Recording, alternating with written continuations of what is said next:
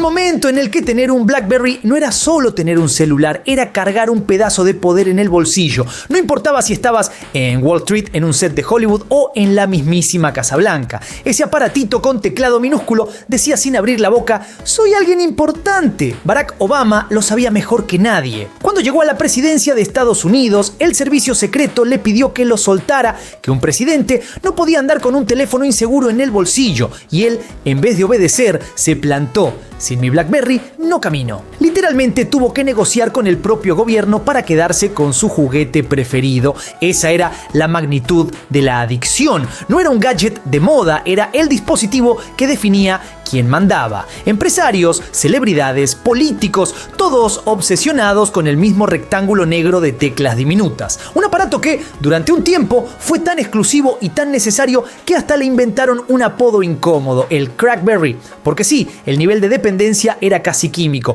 Pero esa historia de poder absoluto de ser el objeto más codiciado del planeta escondía en silencio la semilla de su destrucción. Y lo más irónico es que lo que alguna vez lo hizo invencible, ese teclado adorado, esa seguridad que parecía blindada, terminó siendo lo que lo arrastró al abismo. ¡Aló! ¿Qué pasó? Soy Juanito 6 y... Para, porque esta historia no arranca en Nueva York, no arranca en Silicon Valley, arranca lejos de ahí. Nace en Canadá, en la ciudad universitaria de Waterloo. En realidad es un lugar mucho más conocido por sus inviernos helados que por la innovación. Ahí en 1984 se unen dos mentes, dos ingenieros, Mike y Douglas. Douglas y Mike. Los dos decidieron apostar todo a algo que en ese momento parecía un capricho futurista. ¿Qué cosa? Bueno, la comunicación inalámbrica. Porque no sé si ustedes recuerdan, pero en aquellas épocas, si vos querías tener un poquito más de libertad, no tenías nada inalámbrico. Lo que hacías era poner un cable más largo. Por eso es que estos dos soñadores primero fueron tomados por locos. Bautizaron a la compañía Research in Motion o simplemente RIM,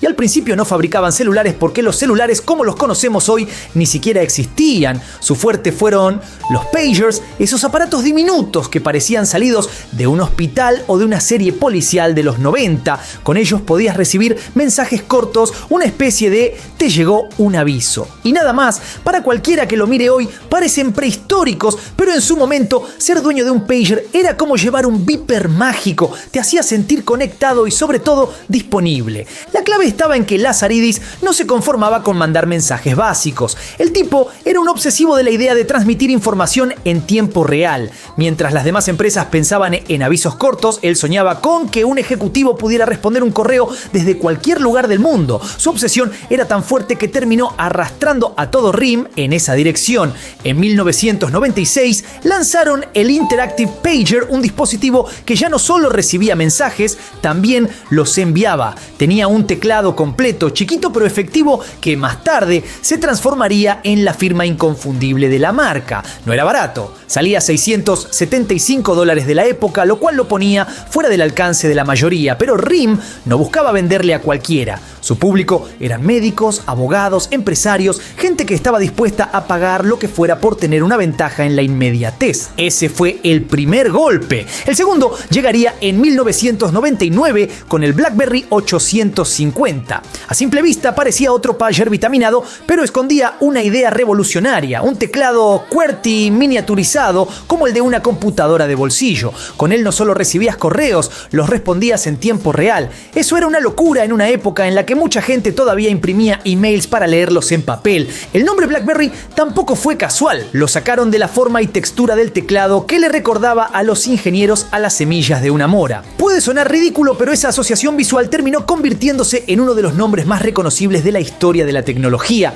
Y lo más importante, todo esto estaba respaldado por un sistema que los demás no tenían. El BlackBerry Enterprise Server, que encriptaba la comunicación entre el dispositivo y los correos corporativos. Era como tener una línea privada blindada contra curiosos. En un mundo corporativo paranoico, donde perder un documento podía costar millones, esto fue oro puro. Así, casi sin hacer ruido, un par de canadienses que jugaban a transmitir datos por el aire crearon un producto que se volvió imprescindible para el mundo empresarial. Lo que empezó como un experimento de universidad ya era parte del uniforme de ejecutivos y políticos. BlackBerry no solo había nacido, había creado un nuevo estándar de cómo debía ser la comunicación móvil. El golpe maestro de BlackBerry fue entender que la gente no solo quería leer en el bolsillo, quería escribir. El teclado QWERTY en miniatura fue el detalle que cambió todo. En una época donde mandar un SMS costaba caro y los celulares comunes tenían teclados numéricos torpes, ese rectángulo lleno de botoncitos diminutos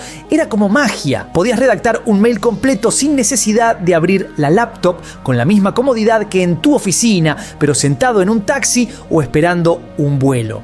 El teclado no era solo funcional, era identidad. Ese clic táctil de cada tecla daba sensación de control, de precisión, de esto es serio. Si un Nokia era diversión y un Motorola era diseño, un BlackBerry era poder. Y esa percepción se volvió tan fuerte que empezó a contagiarse fuera del mundo corporativo. Primero fueron los abogados, los banqueros y los políticos. Después se sumaron las universidades y de pronto adolescentes y famosos también lo querían. Lo que había nacido como un aparato pensado para CEOs se transformó en un fenómeno cultural. En colegios y facultades, pedirle a alguien su PIN de BBM era casi como pedirle el número de WhatsApp hoy, una manera de estar conectado, pero también demostrar que estabas en otra liga. De ahí nació un apodo que resume la intensidad de esa relación: Crackberry. No era solo un juego de palabras, era la descripción exacta de la dependencia que provocaba. La gente no podía dejar de chequearlo. Ejecutivos que dormían con el teléfono en la mano, adolescentes que contestaban a escondidas en clase,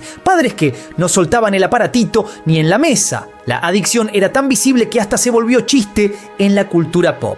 Y el teclado fue el corazón de todo. Cada BlackBerry que salió en esos años tenía el mismo sello: teclas pequeñas, cómodas y veloces. No importaba si era un modelo más sobrio o uno pensado para jóvenes, lo que definía al dispositivo era esa experiencia de escritura que nadie más podía ofrecer.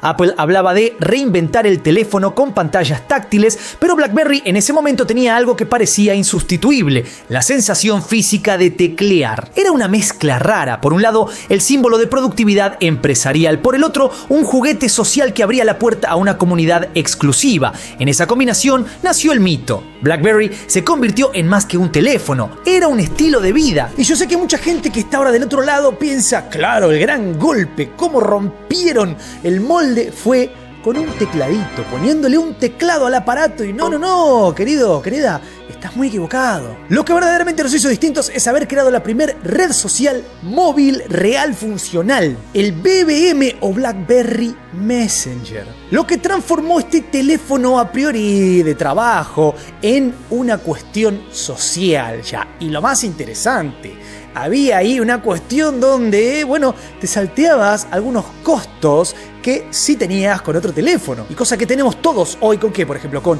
WhatsApp, Telegram, etcétera, etcétera. Antes, si vos querías mandar un mensajito escrito a alguien, te costaba dinero sí o sí, y por eso escatimábamos en letras. Te cobraban hasta 100 caracteres un mensaje. Más caracteres, más mensajes. Entonces, si querías ahorrar dinero, escribías menos letras y los mensajes no se entendían nada. ¿Qué pasaba con este ecosistema? Mensajes ilimitados, fotos, grupos, etcétera, etcétera. En un mundo donde las compañías te cobraban por cada cosa que hicieras como si fuera oro, esto era increíble. Pero lo más poderoso no estaba en lo técnico, sino en lo simbólico: el PIN. Cada BlackBerry tenía un código único y para sumarte a la conversación necesitabas intercambiar ese número. Era un ritual, no cualquiera podía entrar, y ese pequeño filtro generaba un aura de exclusividad que hizo a BBM irresistible. Ese mecanismo lo convirtió en un fenómeno social. Para un ejecutivo era cerrar negocios en segundos. Para un adolescente era hablar con sus amigos sin que los padres vieran la factura de teléfono disparada. Para una celebridad era una vía directa con su círculo íntimo.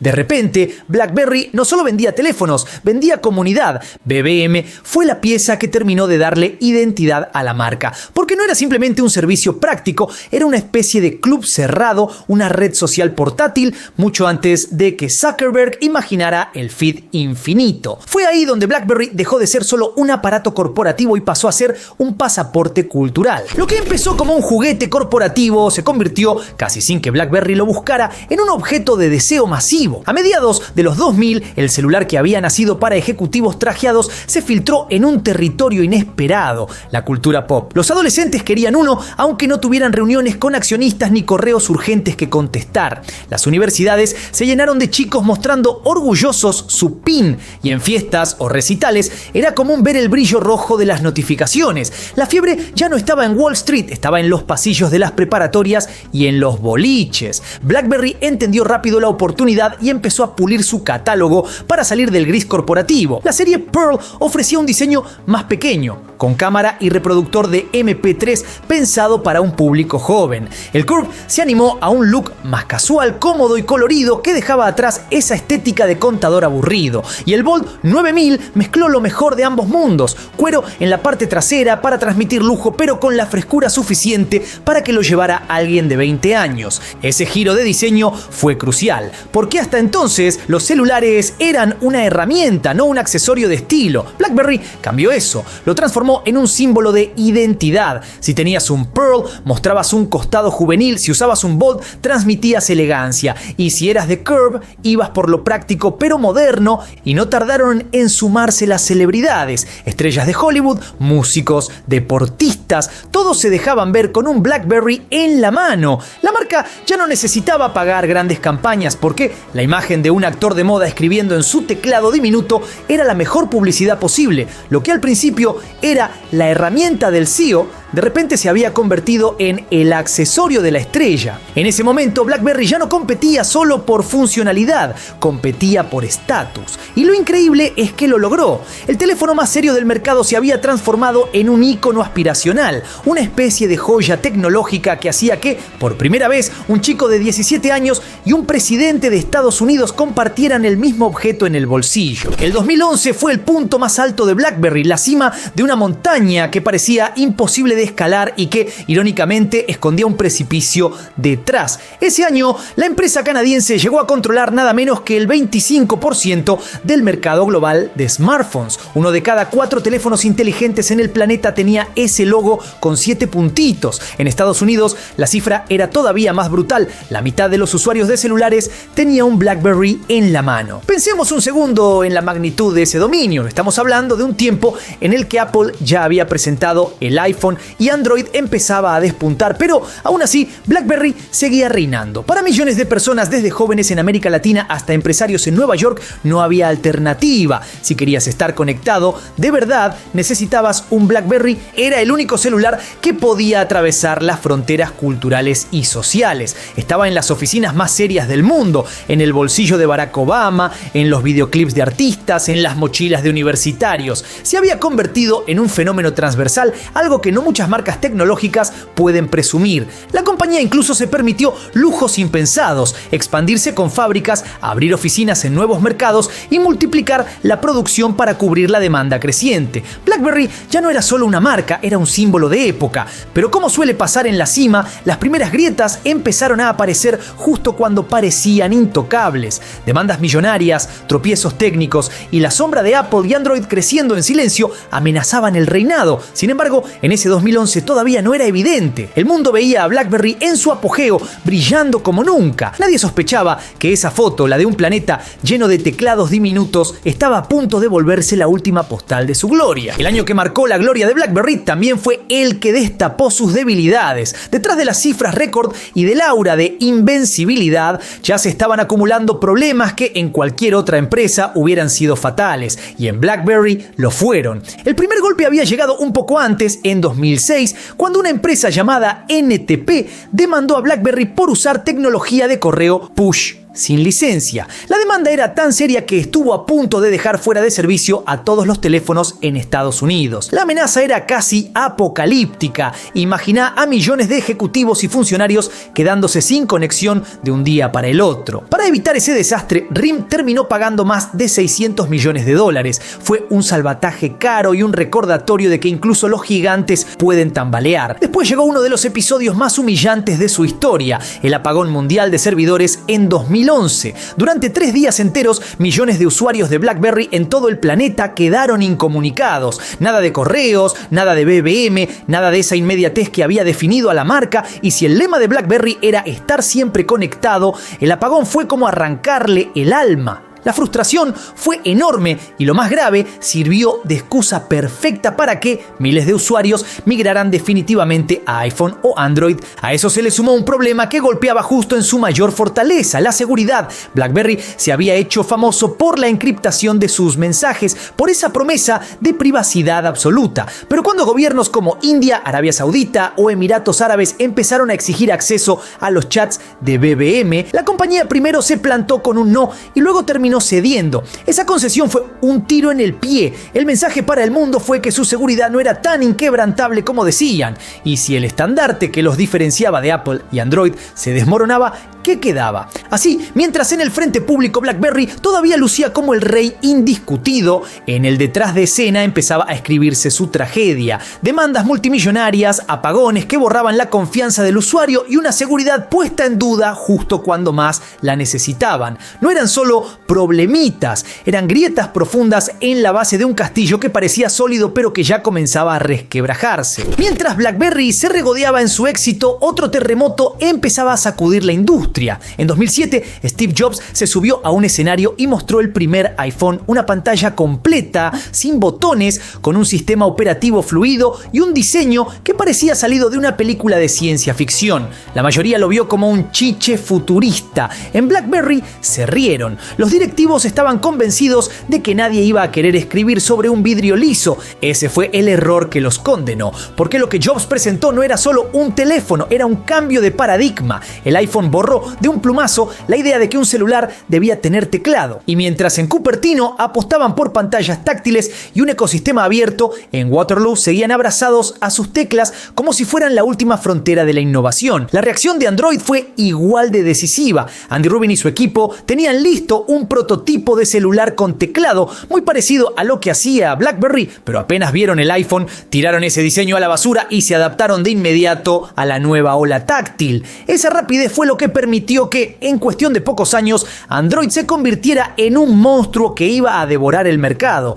BlackBerry, en cambio, se resistió. Sus ejecutivos insistían en que la gente jamás abandonaría la sensación física de las teclas bajo los dedos. La empresa apostó su futuro entero a esa convicción, mientras el resto del mundo ya estaba jugando otro partido. El contraste se volvió evidente cuando aparecieron las tiendas de aplicaciones. Apple lanzó su App Store en 2008, Android respondió con Google Play poco después. De repente los usuarios podían descargar mapas, juegos, redes sociales, herramientas de todo tipo. Era un universo infinito en el bolsillo. BlackBerry, en cambio, seguía con un sistema cerrado, limitado, mirando cómo sus usuarios más jóvenes se escapaban hacia plataformas que ofrecían mucho más que correos y mensajería. La amenaza no fue un golpe directo, fue un desgaste constante, como una marea que sube lento pero seguro. BlackBerry seguía vendiendo millones, sí, pero cada día era más evidente que su modelo estaba quedando viejo. El teclado, su mayor tesoro, empezaba a sentirse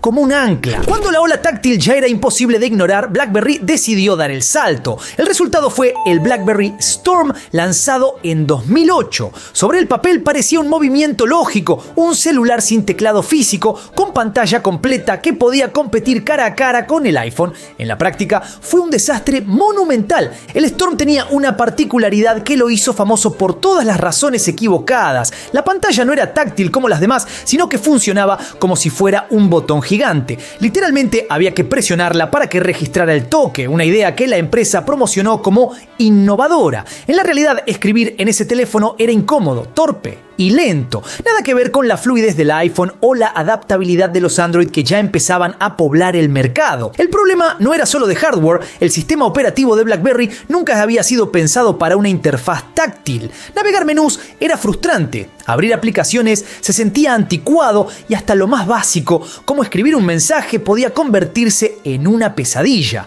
Lo que debía ser su carta de modernización terminó convertido en un símbolo de atraso. El golpe económico también fue enorme. El Storm fue tan mal recibido que la operadora Verizon tuvo que devolver $500 millones en reembolsos. Y lo peor, el fracaso dejó marcado a BlackBerry como una compañía que no entendía la nueva era. Mientras Apple y Android mostraban el futuro, ellos parecían atrapados en un experimento fallido. La imagen pública fue letal. Si hasta entonces BlackBerry había sido sinónimo de seriedad y confiabilidad, el Storm instaló la idea contraria, que la empresa podía equivocarse y además equivocarse feo. Fue un quiebre psicológico para sus usuarios más fieles, que empezaron a mirar hacia otros lados. El Storm no solo fue un mal producto, fue el recordatorio de que el viejo rey estaba fuera de sintonía con el futuro y que, en un mercado tan feroz como el de los celulares, un tropiezo de ese tamaño podía costar más que dinero. Podía costar la credibilidad. Después del papelón del Storm,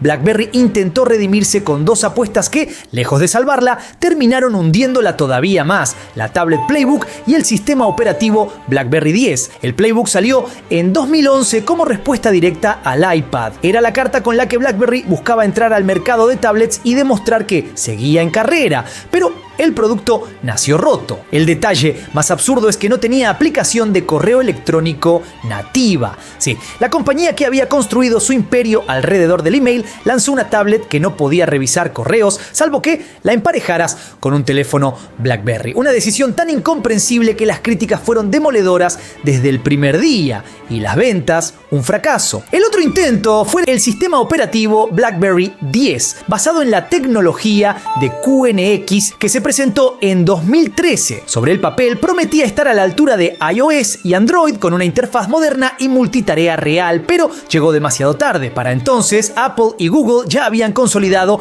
un ecosistema de aplicaciones que era imbatible. El App Store y Google Play tenían cientos de miles de apps, mientras que la tienda de BlackBerry apenas ofrecía un puñado de programas que no atraían a nadie. Además, BB10 nació con un obstáculo que terminó de alienar a los usuarios fieles. Los modelos antiguos no podían actualizarse. Si querías el nuevo sistema, tenías que comprar un dispositivo nuevo. En lugar de sumar a sus clientes históricos, los obligaba a dar un salto costoso justo cuando había opciones más atractivas y baratas en otros ecosistemas. La combinación fue letal: un hardware irrelevante y un software desfasado. El Playbook dejó en claro que BlackBerry no entendía la lógica de las tablets y BB10 confirmó que tampoco podía competir en el terreno de los smartphones modernos. Cada movimiento que hacían para recuperar terreno los hundía un poco más en el pasado. La empresa que alguna vez había marcado el rumbo de la comunicación móvil estaba, para 2013, corriendo detrás de todos, y lo hacía con las zapatillas atadas.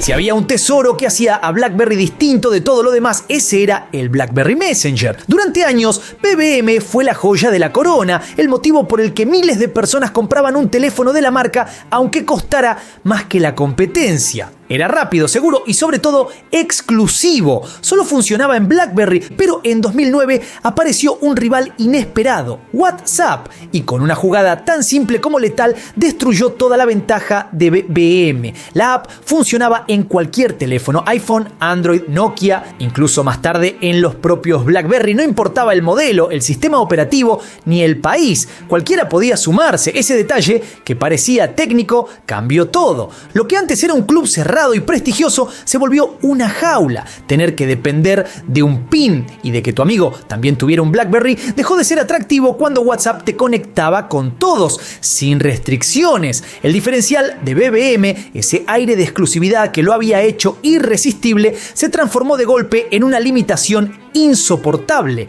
Y para colmo, cuando BlackBerry intentó lanzar una versión multiplataforma de BBM, ya era tarde. WhatsApp había ganado la carrera cultural. En cuestión de pocos años, el icono verde se volvió sinónimo de mensajería. BBM, que había sido el precursor, quedó relegado al olvido. Fue un golpe demoledor, porque mientras el Storm había sido un tropiezo técnico y el Playbook un error estratégico, la caída de BBM fue algo mucho mucho peor, fue perder la identidad. El servicio que había definido a la marca ya no tenía sentido, y sin BBM, BlackBerry dejó de ser especial. El impacto de todos esos errores, el Storm fallido, el Playbook inútil, BB10 llegando tarde y la derrota cultural frente a WhatsApp se empezó a ver con crudeza en los números. Lo que hasta hacía poco era un imperio se convirtió en una estadística en extinción. En 2007, 1 de cada 5 teléfonos del planeta era un BlackBerry. 4 años después, en 2011, habían alcanzado su cima con el 25% del mercado global y más de 50% en Estados Unidos. Pero apenas 5 años más tarde, en 2016, esa historia ya era un recuerdo. De los 432 millones de smartphones vendidos ese año, solo unos 200.000 fueron BlackBerry. Un número tan ínfimo que los analistas lo describieron con brutal frialdad: participación de mercado cero. Ese desplome no fue gradual, fue un colapso en cámara rápida. Cada trimestre la compañía anunciaba caídas de ventas de 2 dígitos, pérdidas millonarias y despidos masivos. Las gráficas que antes iban en ascenso vertical empezaron a parecer cascadas. Lo que alguna vez fue el celular más deseado del mundo se transformó en un residuo en stock acumulado en depósitos que nadie quería comprar. BlackBerry había pasado de ser símbolo de modernidad a convertirse en sinónimo de atraso. Tener uno en 2016 no era un signo de estatus, era casi una reliquia, un chiste cruel sobre cómo alguien podía quedarse tan atrás en tan poco tiempo. Los números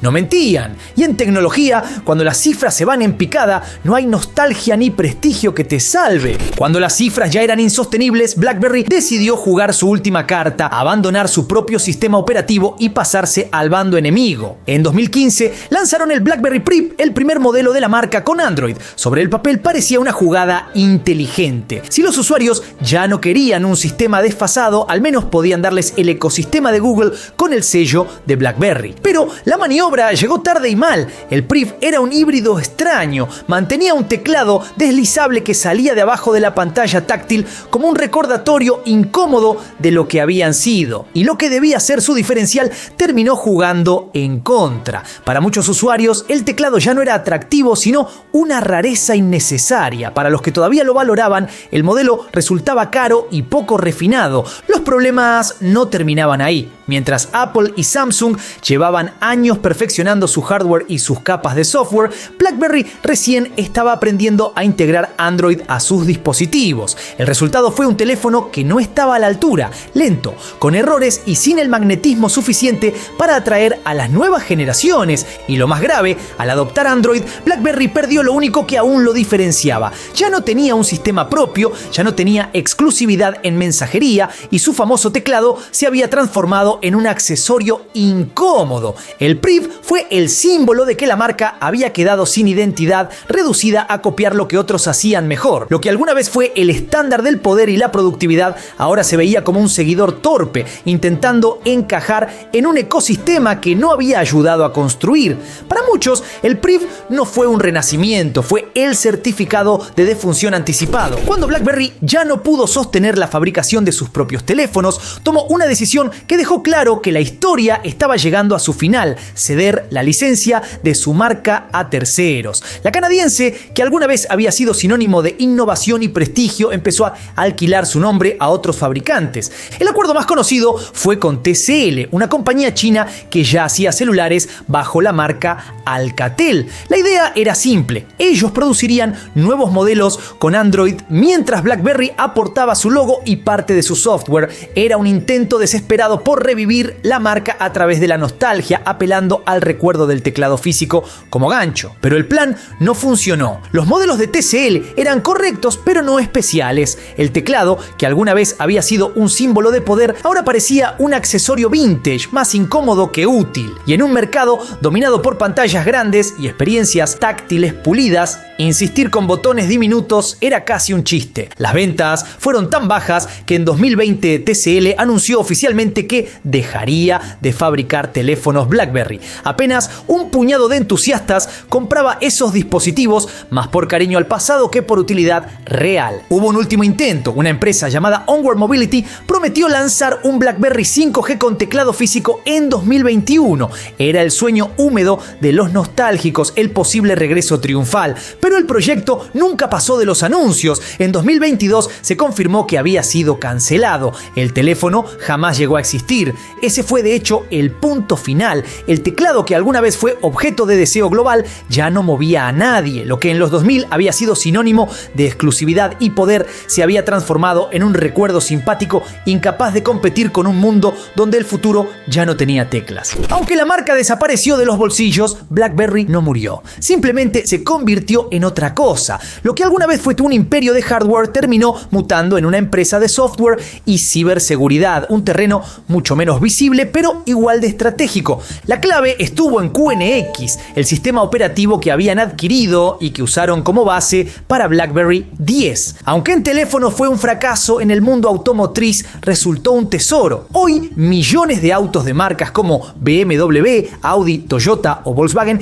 llevan QNX en sus sistemas internos, desde el entretenimiento hasta la gestión de seguridad. Cada vez que encendés un tablero digital en un coche moderno, hay una chance enorme de que la tecnología detrás sea de BlackBerry. Además, la compañía encontró un nicho en la ciberseguridad corporativa y gubernamental. Ya no fabrican dispositivos, pero proveen soluciones de software para proteger información sensible. Es como si hubieran pasado de vender armas visibles a fabricar los escudos invisibles que usan las grandes organizaciones. Eso sí, para el público general, BlackBerry es un fantasma. Ya no está en las manos de adolescentes ni en los bolsillos de presidentes. Su logo no genera filas en las tiendas ni aparece en videoclips. Sobrevive en los sistemas que no vemos, en los coches que manejamos, en los servidores que resguardan datos. Es una existencia en las sombras, lejos de los reflectores que alguna vez iluminó. Lo irónico es que, después de ser un ícono cultural, BlackBerry terminó encontrando estabilidad en un lugar opuesto. Silencioso, técnico,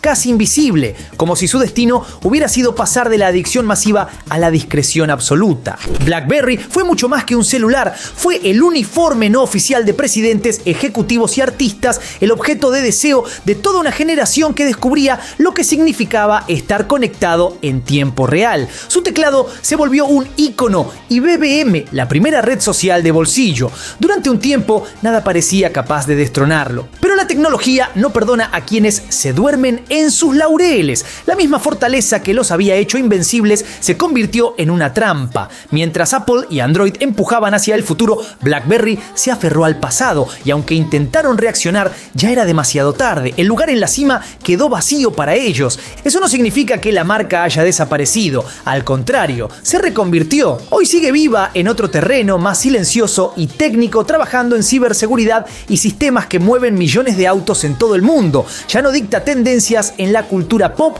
pero opera desde la sombra como un recordatorio de lo que alguna vez fue. El final de BlackBerry en los bolsillos no fue el final de la empresa, fue el final de una era, una en la que un puñado de teclas diminutas pudo definir durante un tiempo lo que significaba tener poder en la palma de la mano. El final del BlackBerry en tu bolsillo, en el bolsillo de aquel que pasa por allá, no fue el final de una empresa y ya, fue el final de una era en la que un puñado de teclitas súper pequeñas, difíciles de apretar, definió durante un tiempo lo que era tener el poder en la palma de la mano. Y ahora te pregunto, ¿tuviste algún BlackBerry? Coméntame por ahí abajo, no te olvides también de darle duro al botón de like, de suscribirte, tocar la campanita, seguirme en todas mis redes, Juanito6, y nos veremos la próxima.